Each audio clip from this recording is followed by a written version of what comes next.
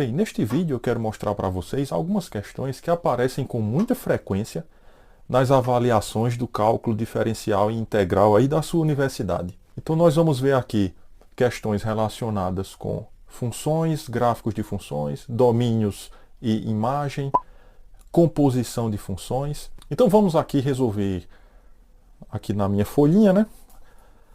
Algumas questões envolvendo esses temas que eu falei para você. Considere as seguintes funções: f de x igual a raiz de x e g de x igual a x menos 1. Esboce o gráfico e determine as imagens de f e g. Em seguida, determine o domínio das funções f, g, f mais g e f composta com g. Como são funções conhecidas, você deve já ter um conhecimento do formato do gráfico. Então a única coisa que a gente deve fazer é marcar, sei lá, 2 ou 3 pontos dessa função no plano cartesiano e ligar esses pontos segundo o formato do gráfico que você já conhece. Por exemplo, a função y igual a raiz de x, a gente sabe que quando x é 0, y é 0, ou seja, ela vai passar por esse ponto, ó, que é o ponto 0, 0. A gente sabe que quando x é 4, o y vale raiz de 4, que é 2. Então aqui você tem o ponto 4, 2, que também pertence ao gráfico dessa função.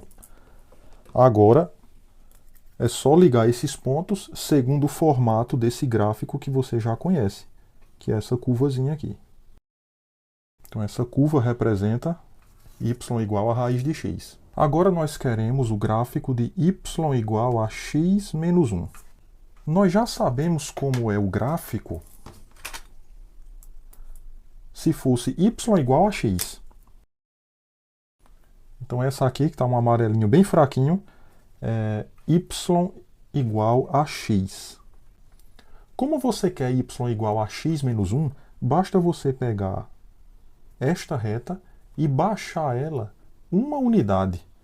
Você vai escrever uma reta paralela a essa daqui, só que uma unidade abaixo dessa.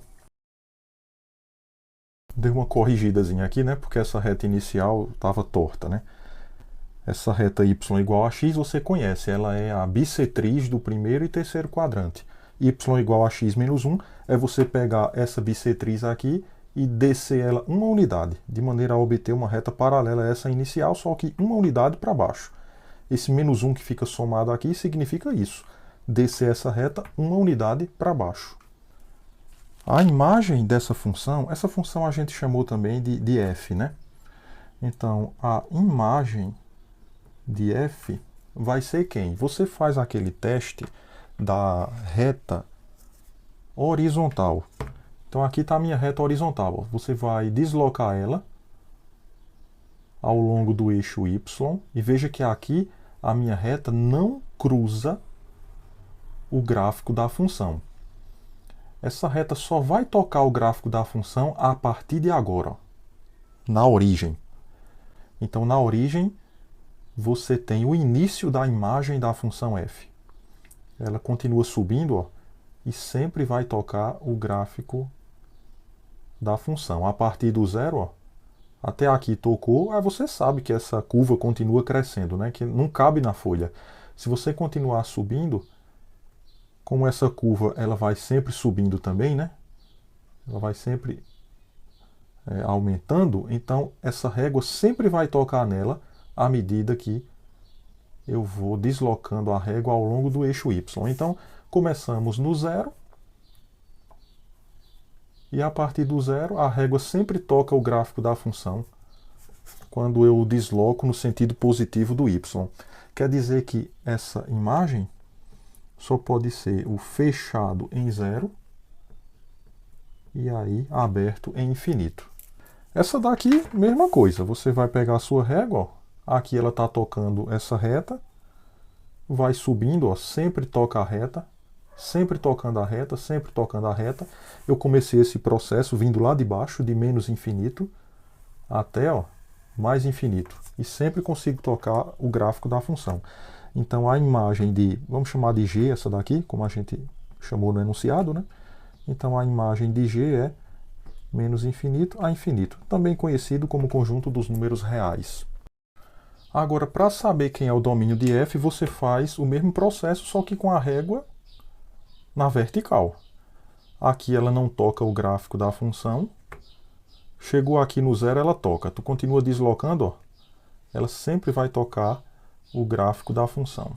Quanto mais eu for à direita, ela continua tocando, né? Esse processo começou a acontecer aqui na origem. Então, o domínio da função f é fechado no zero até infinito.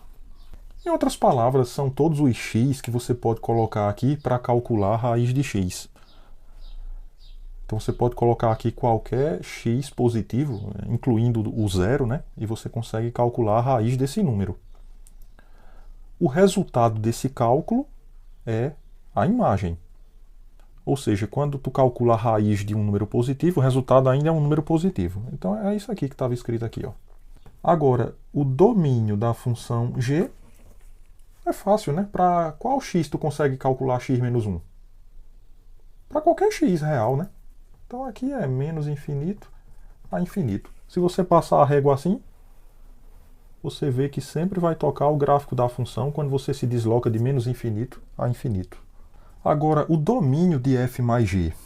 O que é que nós temos? Ó, f mais g de x é igual a f de x mais g de x. F de x sendo raiz de x, g de x sendo x menos 1. Ou seja, o domínio de f mais g vai ser qual conjunto?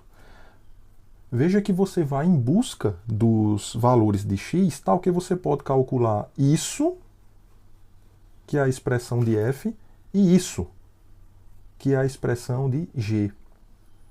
Então você quer os valores de x, tal que você possa usar a expressão de f e a expressão de g ao mesmo tempo. Então eu quero justamente o que tem em comum entre o domínio de f e o domínio de g. Porque esses valores que são comuns aos dois domínios é que vai permitir eu fazer essa conta. Ou seja, domínio da soma de duas funções é a interseção dos dois domínios, do domínio de f com o domínio de g. O domínio de f, positivos. Interseção com o domínio de g, todos os reais. O que é que tem em comum entre os positivos e todos os reais? Todos os positivos. Pronto, esse é o domínio da soma. Bem, já o domínio de f composta com g, o que é que nós temos? Tudo bem, não é difícil você calcular f composta com g aplicada a x, né? A gente sabe que isso é f de g de x, ou seja, isso é f de... Quem foi a expressão para g que a gente viu aqui? Era x menos 1. E a expressão de f era raiz de x, né? Então isso aqui é raiz de x menos 1. Então você pode ser levado a pensar que o domínio da função composta são os valores de x, tal que eu posso fazer essa conta. Mas não é bem assim. Dependendo das expressões, se você pensar dessa forma, você pode se atrapalhar. O correto é você pensar assim: quem é o domínio de f composta com g? Então, isso daqui é o conjunto de todos os x que estão no domínio da função g, certo? Todos os x que estão no domínio dessa função, tal que g de x pertence ao domínio de f. Claro que g de x tem que estar no domínio de f, porque tu está calculando f de g de x. Então g de x tem que estar no domínio dessa para tu conseguir fazer essa conta. Ou seja, x está no domínio de g. A gente acabou de ver que o domínio de g são todos os reais. Tá o quê? G menos x é x menos 1.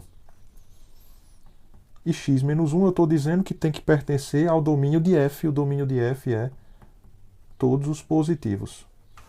Então, eu estou dizendo o quê? Eu estou dizendo aqui que eu quero o conjunto dos x reais, tal que x menos 1 é maior ou igual a zero. É isso que significa x menos 1 está nesse intervalo.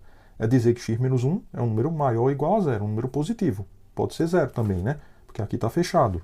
Conjunto dos x reais, tal que x menos 1 maior ou igual a zero é a mesma coisa que x maior ou igual a 1. Ora, este intervalo é o intervalo fechado em 1, que vai até infinito. Então, esse é o domínio de f composta com g. Então, é o resultado que você obteria analisando só essa expressão, né?